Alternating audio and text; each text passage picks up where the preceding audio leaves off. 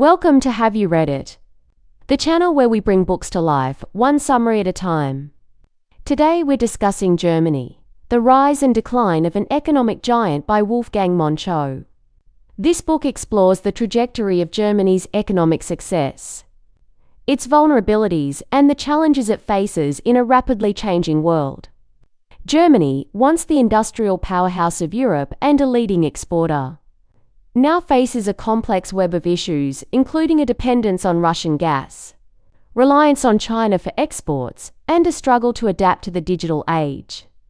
The book examines how Germany's unique economic model, characterized by corporatism, neo-mercantilism, and a strong focus on industry, has become both a source of strength and a potential weakness.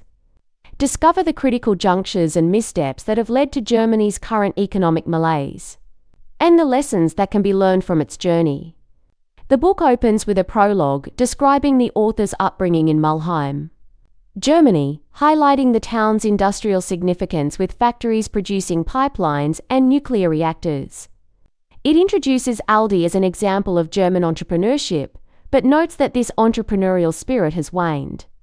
The prologue sets the stage for the book's core argument. Germany's economic model is facing challenges due to its over-reliance on specific industries and its failure to adapt to technological and geopolitical shifts. It recounts a personal anecdote from the 1990s about a Siemens manager dismissing mobile phones, illustrating Germany's lack of digital foresight. The book explores the corporatist financial sector, the ultimate power behind the neo-mercantilist system, which foreshadowed the crisis that would later befall the wider German economy. The banking system is a three-pillar structure of private banks, state banks, and mutual banks. The Landesbanken were institutions under public law, and thus fully protected from bankruptcy. The author argues that the Landesbanken were run by the wrong people. The Red Barons of North Rhine-Westphalian finance were perfectly suited to backroom deals in the steel sector, but they did not understand the functioning of modern financial markets. The author uses the failure of West LB as a case study of the risks associated with Germany's corporatist banking system and its overexposure to specific industries. Germany's transition from an innovative leader to a technological laggard. It discusses the impact of the Second World War, the rise of digital technologies, and the German public's skepticism towards digitalization, and argues that Germany is perhaps the Western country with the greatest alienation from all things digital. Germany's digital infrastructure lags behind other developed nations due to underinvestment and a preference for analog technologies. This lack of digital infrastructure has had knock-on effects on various industries, including the automotive industry. The book explains how the German car industry fell behind in the development of electric vehicles due to a combination of poor management decisions, resistance to change, and a focus on short-term profits. The analysis of Germany's energy policy, focusing on the role of Gerhard Schröder and the SPD in deepening energy cooperation with Russia.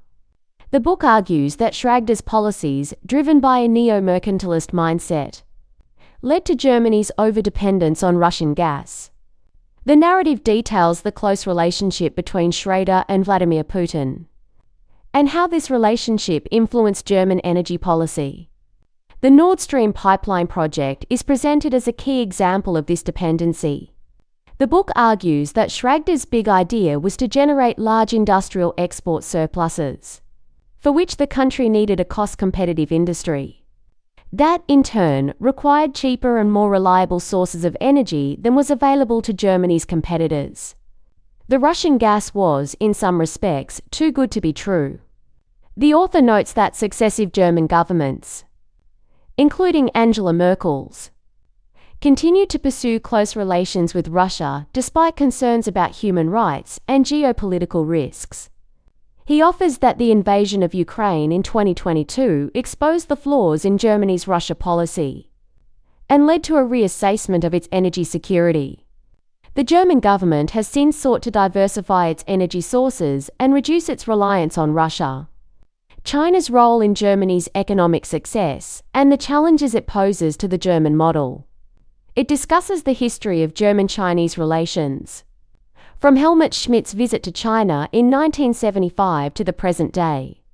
It was the start of neo-mercantilism. It highlights the importance of China as a market for German exports, particularly in the automotive industry, and the risks associated with this dependence. A pivotal moment was the Chinese acquisition of the German robotics company KUKA in 2016. The book argues that China's economic rise has led to increased competition for German industries, and that German companies are struggling to compete with Chinese firms in certain sectors. The author notes that German neo-mercantilism has found its match, and what comes next is the backlash.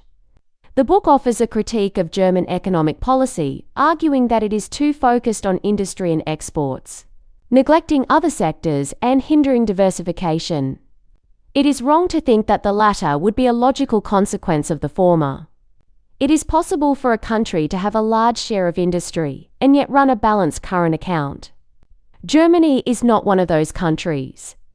The author criticizes the German debt brake, a fiscal rule that imposes strict limits on government borrowing, arguing that it has led to underinvestment in infrastructure and education. I wrote at the beginning of the book that this is a narrative of what happened, not a policy book. If there is one single measure I may suggest, it would be a European Capital Markets Union, the full Monty version, with a single sovereign asset. He criticizes the German government's response to the Eurozone debt crisis, arguing that it imposed austerity on other countries and exacerbated the crisis. The chapter concludes by discussing the challenges facing the Eurozone, including the divergence between France and Germany on fiscal policy. The big problem is not so much that the digital economy is growing faster, but that it usurps some of the old analog technologies. Germany's demographic challenges and its approach to immigration. It explores Germany's skilled labor shortage and the barriers that prevent skilled immigrants from integrating into the German labor market. The analysis of Germany's immigration policy notes, even though Germany is a country with a high percentage of migrants or descendants of migrants, it does not feel like it, nor does it like to style itself as such. This is a clear consequence of previous attitudes and policy, which have culminated in many cultural and societal factors that inhibit migration or make migrants in Germany feel less accepted. Germany has a lot of immigration, but of the wrong kind. It discusses the cultural and institutional factors that make it difficult for foreign workers to thrive in Germany, such as language barriers, bureaucratic hurdles, and discrimination. After half a century of skilled labor immigration, Germany is for the first time starting to behave like an actor in a competitive market. This is what acute labor shortages do. The epilogue reflects on Germany's economic decline, its causes, and its political consequences. It argues that the German economic model, based on corporatism and neo-mercantilism, is unsustainable and that the country needs to embrace change.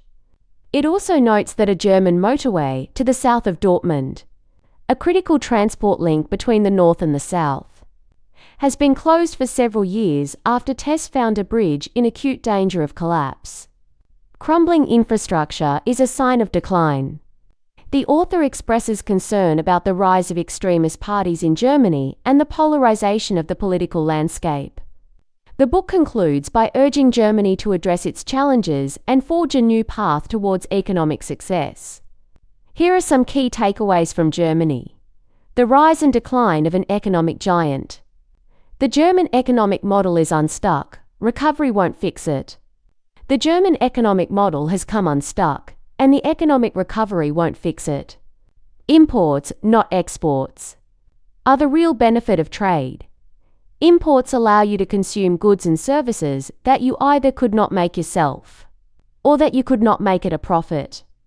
Digital technologies are encroaching upon the analog world. Digital technologies encroach upon the analog world. If you believe, as so many Germans still do today, that you need a fuel-driven car industry to run a successful economy, you may not spot an electric car when it is coming your way and running you over. A structural slump requires a change of economic narrative. The cycle of good times and bad will repeat. But the structural slump will persist unless you change the model. And change would have to begin with an economic narrative that is not reduced to competitiveness. Corporatism amplifies errors of judgment. Everybody hangs together. Everybody believes in the old industrial model. This was not just a case of beer and sandwiches, as corporatism was known in the UK. It was economics, the equivalent of Russian roulette. Transparency is a casualty in a corporatist system. One aspect of the German corporatist system is collusion between politicians, bankers, and industrialists. The Landesbanken were not just lenders. They took strategic stakes in companies and were often represented on their boards alongside supportive politicians. A lack of transparency and accountability is not a bug, but a feature. Transparency would have killed it. German car companies committed the Thomas Watson error. Watson was a chairman of IBM in the 1940s, who infamously predicted that there would only be demand for 5 computers in the entire world. The German car industry chiefs, all male, initially thought of electric cars as toys for girls. They all committed what I call the Thomas Watson error.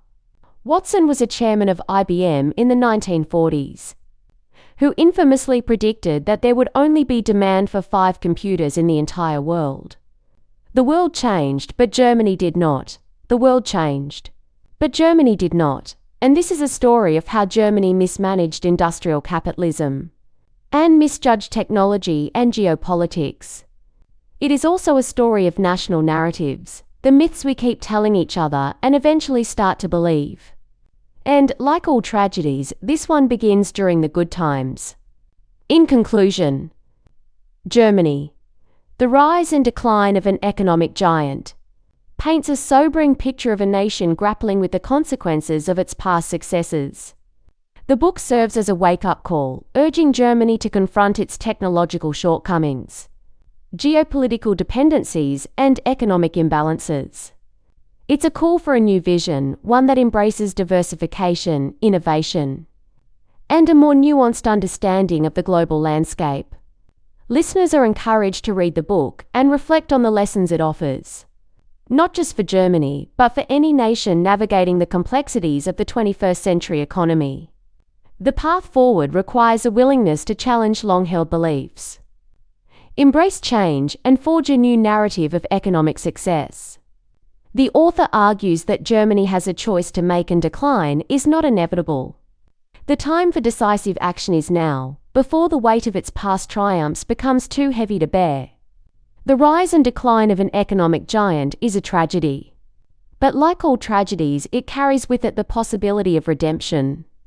Thanks for watching. Make sure to give this video a thumbs up and hit that subscribe button so you never miss our next book dive.